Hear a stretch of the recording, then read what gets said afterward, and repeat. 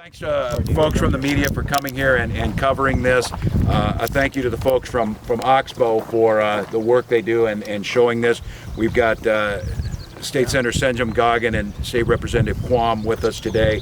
We've got Jim, County Commissioner, folks that are here. A lot of folks taking a look at this. We wanted to highlight this flooding event that happened on June 28th and again on July 5th. Pretty catastrophic for a relatively geographically small area of the state, but the damage, as you can see, is pretty dramatic. So we're out here today to see what that coordination would look like. I think, first of all, what I would say, and when I got asked earlier by someone, my first impressions are that the system of emergency management is solid and well executed down here. We didn't have a loss of life because of that. The investments we made in the armor system and the communication systems that allow interagency communication is working.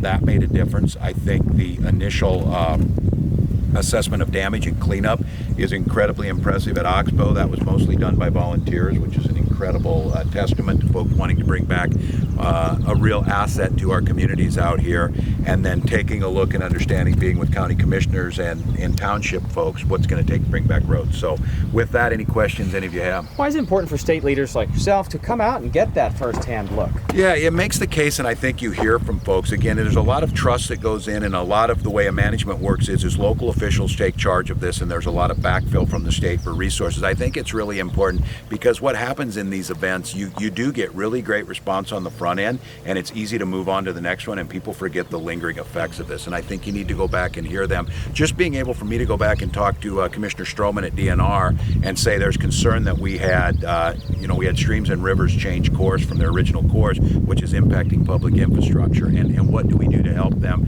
And I think it's important to hear the individual stories, to see that, because it's easy to now see this as an exercise in numbers or accounting or whatever. It's not. It's a human impact story, and I think the thing that I always am when I'm on the ground is kind of the sense of urgency and the sense of kind of devastation. You got somebody here who invested a lot in a winery right behind us and wiped out.